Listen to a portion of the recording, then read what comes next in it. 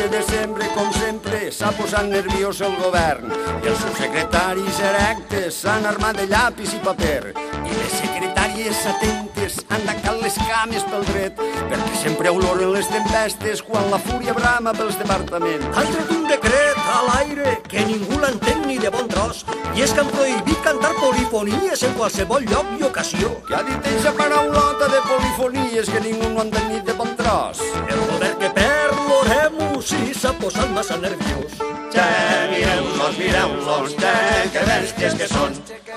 Mireu-los, que bèsties que són. Mireu-los, que bèsties que són. Mireu-los, que bèsties que són.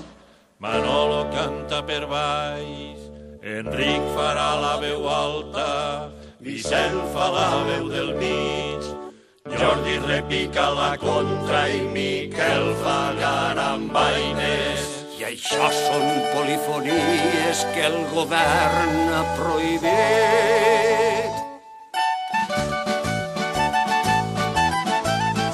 El govern diu a estes hores que hem de tindre ben clar tots que no poden sonar veus uns a so i altres allò. Todos hem d'estar d'acuerdo por el bien de la nación. Ciutadans tots a una veu. Visca la mare No! Visca la mare que va!